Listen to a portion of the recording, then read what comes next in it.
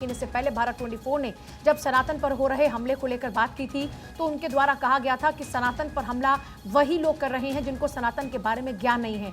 आइए इस महासम्मेलन को आगे बढ़ाते हुए हमारे साथ में इस वक्त जो खास मेहमान है उनका रुख कर लेते हैं।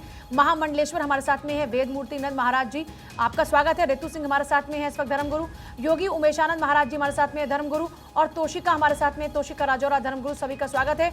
और जल्दी साध्वी ऋतंभरा भी हमारे साथ में होंगी, महामंडलेश्वर अवधेश पुरी महाराज भी हमारे साथ में इस वक्त है। सभी का एक बार स्वागत है। और जो हमारे साथ अभी नए मेहमान जुड़े हैं उनका पहले एक बार रुख कर लेती हूँ। ऋतु जी, हम लगातार देख रहे हैं कि हमले पर हमले हो रहे हैं और सनातन पर हो रहे इस हमलों को आप कैसे देखती हैं? क्यों हो रहे हैं ये हमले सनातन पर इतने ज्यादा? सनातन पर हमले जो लोग कर रहे हैं उनको ज्ञान ही नहीं है, न सनातन के अर्थ का ज्ञान है। सनातन का अर्थ ही अगर शाब्दिक लिया जाए तो शाश्वत, जिसका ना आदि है ना अंत है। ये एक वैश्विक नियमावली है। सनातन को किसी धर्म के साथ जोड़ना ही पूरी तौर पे गलत है, क्योंकि अगर इन लोगों को जो सनातन का विरोध कर रहे हैं उनको अगर ज्ञान होता, ये नींव है, एक तरह से सारे धर्म की नींव है। सनातन से ही सारे धर्म निकले हैं, और अगर सनातन को ख़त्म कर देंगे तो फिर तो इंसानियत ही ख़त्म हो जाएगी। और एक जो वैश्विक नियम चल रहा है जिस पर कि एक आचरण, एक परिपाटी है, आचरण की परिपाटी जिसको हम बोल सकते हैं, वो है सनातन।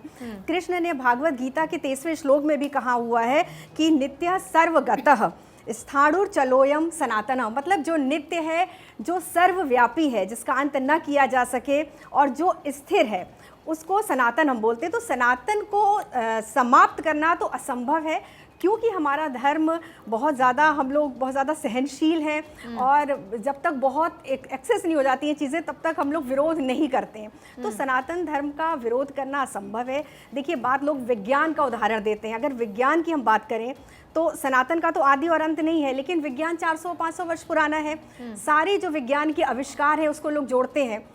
अगर हम बिल्कुल उदाहरण से ले लें कि शल्य चिकित्सा जो विज्ञान है, जो सुश्रुत जी ने लिखा था, उसको आज के वैज्ञानिक भी उसको आज के संदर्भ में उसका इस्तेमाल करते हैं, यूज़ करते हैं, सब लोग जानते हैं।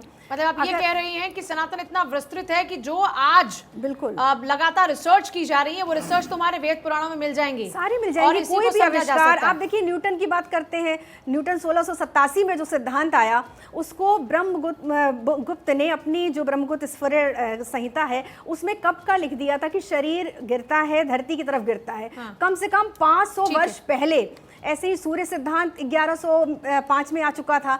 तो आप बताइए ना, जो चीज़ें अगर ये पढ़ते, इनको अध्ययन करते, अगर इनका ज्ञान होता तो ये कभी सनातन का विरोध नहीं कर सकते। ये धर्म को समझते ही नहीं है कि धर्म अगर ये बहुत विस्तृत है, बहुत विस्तृत, बहुत व्यापक और वैश्विक, मैं बार बार कह रही हूँ कि वैश्विक ब्रह्मांड संहिता का जो नियम है वो सनातन पर आधारित है, तो संभव ही नहीं है। ये तो बस अज्ञानता है जिसको ये लोग किसी भी तरह अपने राजनीतिक फायदे के लिए, राजनीतिक फायदे के लिए।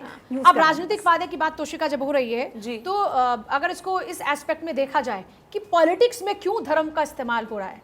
आप जब राजनीति करते हैं, राजनीति जनसेवा है और सनातन का मूल भी जनसेवा है, तो ऐसे में उस जनसेवा को छोड़कर किसी धर्म पर हमला कर देना, ये सनातन पर हमला कर देना, उसके अस्तित्व को खारिज करना, ये पॉलिटिकली क्यों हो रहा है?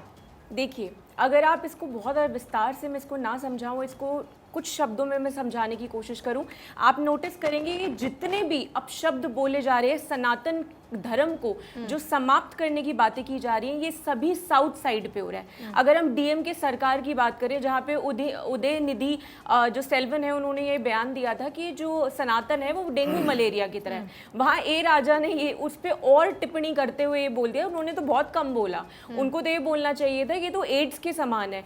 तो ये सिंपल इनका फंडा है, जितना भी ओबीसी जो वहाँ कैटेगरी है उसको ये बताना कि जो बीजेपी है भाई वो तो आपकी अपर क्लास की सरकार है, तो वो लोअर सरकार को इतना इंपॉर्टेंस नहीं देने वाली, इसीलिए आपको ये धर्म को बांटा जा रहा है, जातियों को पॉलिटिकल फंडास के लिए, वोट कलेक्शन के लिए ये चीज़ की जा रही है। और एक चीज़ मैं बहुत क्लियरली यहाँ पे बोलना चाहूँगी, जैसे सभी हम लोग यहाँ पे बात कर रहे हैं कि जिन लोगों को सनातन के बारे में ज्ञान ही नहीं है, उन्हें सनातन का एस भी नहीं पता, ऐसे लोग जब उन पर टिप्पणी कर रहे हैं, सबसे पहले तो उन्हें अपने घर के अंदर झांकना चाहिए। यहाँ पे अगर मैं बात करूँ उदयनिधि जी की, तो आप अगर एक चीज़ नोटिस करेंगे, अभी कुछ ही टाइम पहले उनकी जो मदर थी, उन्होंने केरला के मंदिर में जाकर दर्शन किए, ना केवल दर्शन किए बल्कि 14 14 लाख का सोने का मुकुट उन्होंने चढ़ाया। तो अगर इतना उनको प्रॉब्लम है सनातन से, तो सबसे पहले तो अपनी घर की औरत को वो रोके। दूसरी चीज़ जहाँ पे अगर हम बात करें, कांग्रेस के लोग जो है इतना ज़्यादा क्यों इसको सपोर्ट कर रहे हैं, वहाँ पे अगर कांग्रेस के हम प्रवक्ता की बात करें, पवन खेड़ा जी की बात करें, तो उन्होंने बहुत क्लियरली ये चीज़ बोल दिया कि कांग्रेस जो है वो सारे रिलीजन को अब मानता है, इक्वालिटी को मानता है, तो इस टॉपिक को आपको उठाना नहीं चाहिए। क्यों उठाना नहीं चाहिए? आप मुझे एक चीज़ बताइए, अगर आपका दोस्त जो है आपके घर के किसी व्यक्ति को गाली दे रहा होगा, आपके कल्चर को गाली दे रहा होगा, क्या आप उस दोस्त से अपनी दोस्ती रखेंगे? आप बिल्कुल भी उस दोस्त से बड़ा जेन्युइन सवाल है कि जब आप ही के लोग सवाल उठा रहे हैं तो आप ये कहें कि अब ये उनकी अपनी निजी राय है, ये कह के बचा नहीं जा सकता। महामंडलेश्वर अवधेशपुरी महाराज भी हमारे साथ में इस वक्त हैं। महामंडलेश्वर अवधेशपुरी महाराज जी, मैं एक बात जानना चाह रही हूँ आपसे। ये लोग कह रहे हैं, कुछ लोग जैसे स्वामी प्रसाद मौर्य जैसे लोग कह रहे हैं, रामचरितमानस पर कभी सवाल उठाते हैं, कभी कहते हैं कि सनातन का कोई अस्तित्व है ही नहीं, सनातन जैसा कुछ है ही नहीं, वो हिंदुत्व, हिंदू, ये सबको खारिज कर देते हैं। मैं चाह रही हूं कि जरा ऐसे लोगों का थोड़ा सा ज्ञान वर्धन आप करें, उनको थोड़े सा ज्ञान की प्राप्ति हो, ताकि अज्ञानता में भी वो जो बात बोल रहे हैं, ये गलती, इसकी माफी उनको मिल जाए। जी, वास्तविकता ये है कि ये रहस्य को नहीं समझते, धर्म का जो रहस्य है उसको नहीं जान पाते, उसका अर्थ भी नहीं जानते हैं, इसलिए ये लोग ऐसी गलतियां करते हैं। कोई वस्तु या कोई विषय किस संदर्भ में कहा गया है, अगर जब कितना भी जान ले तो मैं समझता हूँ कितनी बड़ी गलतियां न करेगा। स्वामी प्रसाद मौर्य ने रामचरितमानस की चौपाइयों पर आपत्ति दी, और जिन चौपाइयों पर आपत्ति दी उनका अर्थ वो जानते नहीं है, क्योंकि उन्होंने रामचरितमानस को पढ़ा नहीं। उनकी आपत्ति ये थी कि हम लोगों को कहीं ना कहीं नारी को उसमें नीचा दिखा गया, उनकी आपत्ति थी उसमें शूद्रों को नीचा दिखाया गया, इसलिए लोग प्रतियां जलाना चाहते हैं। वास्तविकता ऐसी नहीं है। हमारे धर्म का जो रहस्य है वो हमेशा सामाजिकता में या समाज में, मानव में एक समन्वयता का निर्माण करना रहा है। मानव समाज का शुद्धिकरण किस प्रकार हो, मानव समाज का चरित्र किस प्रकार से ऊंचा उठे और मानवता का उत्थान कैसे हो, धर्म यही सिखाता है। मानवता के उत्थान के लिए हिंदू सनातन धर्म ने इस धरती पर जब कोई धर्म मानवता के उत्थान की बात नहीं कर रहा था, तब कौन बात कर रहा था? सिर्फ सनातन धर्म बात कर रहा था। हम ऐसे अगर देखें तो हमारे पास प्रमाण तो मान लीजिए 5000 वर्ष पुराने मिलेंगे, लेकिन क्या 5000 वर्ष पहले सनातन धर्म नहीं था? इस धरती पर जब से सृष्टि का प्रारंभ हुआ है तब से सनातन धर्म है, क्योंकि सनातन का अर्थ है शाश्वत, सनातन का अर्थ है सदैव रहने वाला, जो भूत में भी था, वर्तमान में भी है और भविष्य में भी रहेगा, वही तो सनातन है। तो उस सनातन धर्म के अर्थ को समझना चाहिए। हमारे धार्मिक जो सिद्धांत है उनको समझना चाहिए। हम नैतिकता की बात करते हैं, हम पवित्रता की बात करते हैं, हम उदारता की बात करते हैं, हम शांति की बात करते हैं, हम संतोष की बात करते हैं, हम मतलब सनातन धर्म है। तो हम क्या गलत करते हैं? इन्हीं सब चीजों को मिला करके, जो फैक्टर्स हैं, जो तत्व हैं, इनको मिला करके ही का निर्माण होता है। ठीक, तो किस चीज का विरोध कर रहे हैं? मेरी समझ में बात नहीं आती। अब ईमानदारी का विरोध कर रहे हैं, क्या आपको पवित्रता का विरोध कर रहे हैं, वो धैर्य का। मैं आती हूँ आपके पास। ब्रह्मचारी मुकुंद आनंद जी हमारे साथ में हैं, उनका भी एक बार रोक कर लेती हूँ।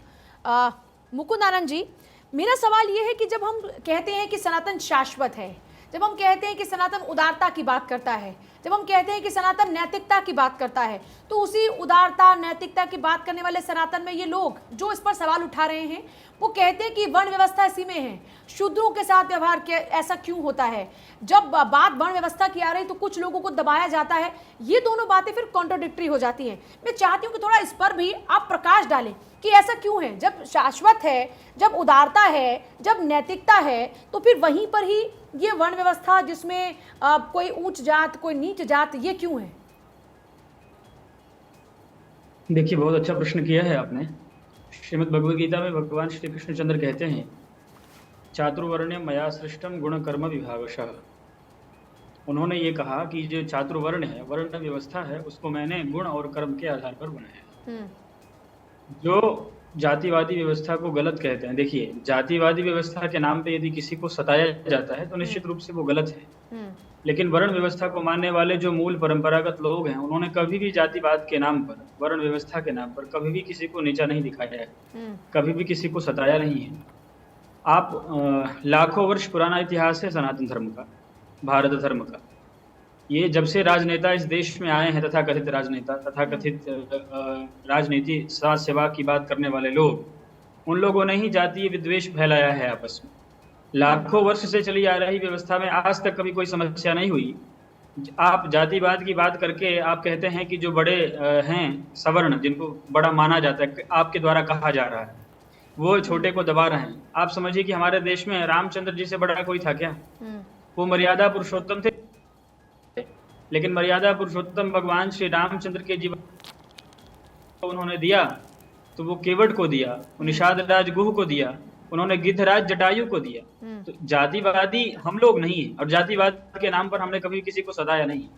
ये अंग्रेजों की और जो हमारे सनातन धर्म से अपने मत को अलग मानते हैं ऐसे लोगों द्वारा फैलाया गया भ्रम है।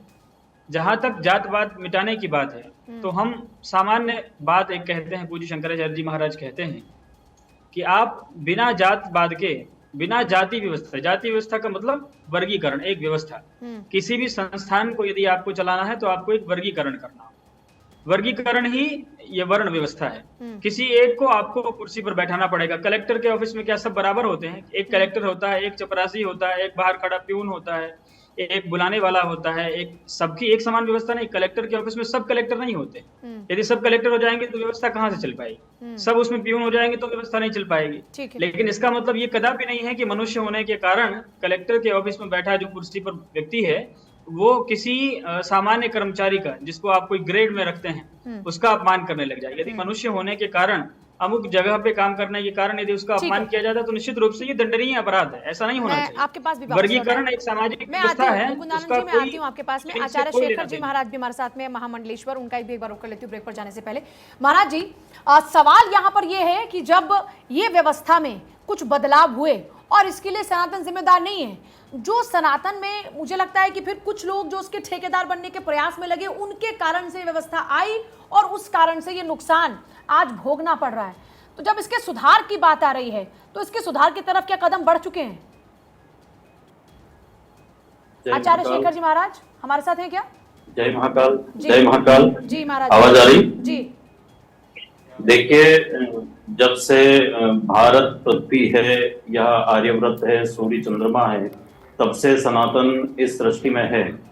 1,97,29,49,122 वर्ष से सनातन विद्यमान है और सनातन है। इसलिए तो ये सभी मानसिकता के लोग इस आर्यव्रत में विराजमान है और अपनी अभिव्यक्ति की आजादी के तहत सनातन धर्म पर उंगली उठाते रहते हैं।